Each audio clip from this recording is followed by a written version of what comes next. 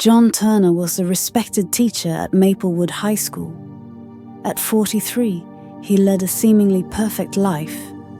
He was married to Sarah, a kind and devoted woman who had stood by him through thick and thin. Together, they had 2 beautiful daughters, 7-year-old Miranda, full of energy and curiosity, and 5-year-old Kimberly, shy but with a smile that could light up any room. John loved his family dearly, and his life revolved around them. However, beneath this idyllic surface, John struggled with a sense of unfulfillment. Teaching had always been his passion, but lately it felt more like a routine. His marriage too, while loving, had lost some of its spark. He felt trapped in the predictability of his life, longing for something that would reignite his spirit. It was in this state of mind that John met Dina Walsh, a 17-year-old student in his English literature class. Dina was bright, articulate, and had a keen interest in poetry. She stood out not just for her intelligence, but for her maturity and depth of thought, which often surpassed that of her peers. John found himself drawn to her in ways he knew were wrong. But the connection between them felt almost magnetic. Dina too admired John. She saw in him not just a teacher, but a man who understood her in ways no one else did. She was captivated by his intellect, his kindness, and the way he seemed to see through to her very soul. What began as innocent admiration soon blossomed into something more intense and dangerous. Their conversations after class became longer, more personal. They shared their thoughts, their fears, and soon, their feelings. John knew he was crossing a line, but he couldn't help himself. The thrill of their forbidden relationship was intoxicating, filling the void he had felt for so long. As weeks turned into months, John and Dina's relationship grew more intense. They would meet in secret, away from the prying eyes of the school and the judgment of society. Every moment they spent together felt like an escape from the world, a world that neither of them felt truly understood them. But the affair was not without its toll. John became increasingly distant from Sarah and his daughters. He would often come home late, his mind elsewhere, leaving Sarah worried and confused.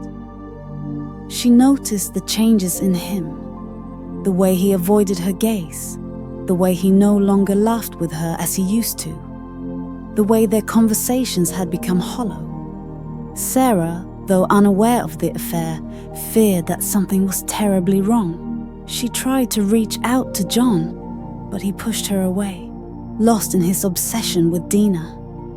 Meanwhile, Dina's feelings for John deepened. She saw their love as something pure and destined despite the moral implications. She believed they were meant to be together, that they had found in each other something rare and beautiful. But as their relationship intensified, so did the stakes. One day, Dina came to John with news that shook him to his core. She was pregnant. The reality of their situation hit John like a freight train. The fantasy they had been living was suddenly exposed for what it was: a dangerous, life-altering mistake. Panic set in. John knew he could lose everything: his job, his family, his reputation. Dina, on the other hand, was determined to keep the baby. She saw it as a symbol of their love, a new chapter in their lives. But John knew the truth. Their relationship could never survive in the light of day. It was built on lies and deceit, and now it was crumbling around them. Desperate, John pleaded with Dina to consider all the consequences, but she refused to see reason. In her mind, they would find a way to be together, to raise their child despite the odds. As news of Dina's pregnancy began to spread through the school, rumors started to circulate. Students whispered, teachers exchanged knowing glances, and the administration began to investigate. It wasn't long before the truth came out. John was called into the principal's office one fateful afternoon. The school had received an anonymous tip about his affair with Dina. Faced with undeniable evidence, John was suspended pending further investigation. His world was falling apart, and there was nothing he could do to stop it. At home, Sarah confronted John, tears streaming down her face. She had heard the rumors and, with a sinking heart, knew they were true. John's betrayal shattered her, leaving her broken and lost. Miranda and Kimberly, too young to understand the full scope of what was happening, could sense the tension and fear in the air. With his career in ruins, his marriage on the brink of collapse, and Dina's pregnancy progressing, John saw no way out. The weight of his actions bore down on him, crushing any hope he had left.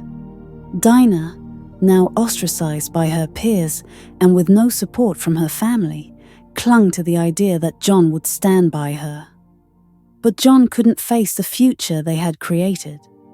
One evening, overwhelmed by guilt and despair, he drove to a secluded area outside of town. In his car, he penned a letter to Sarah, apologizing for everything, and another to Dina, asking for her forgiveness, but confessing that he couldn't live with what they had done. John's body was found the next morning, the car engine still running, the letters on the passenger seat. Sarah was left to pick up the pieces of her shattered life. She filed for divorce, unable to bear the memories of the man she once loved. Miranda and Kimberly grew up without their father, each struggling in their own way to understand why he had left them. Dina gave birth to a baby boy, whom she named after John. She dropped out of school and moved away, trying to start anew. But the scars of the past never fully healed. She would always carry with her the memory of the man she loved, the man who had abandoned her in the end. In the end, no one truly won. Lives were destroyed, trust was broken, and the love that had once seemed so powerful proved to be fragile and fleeting.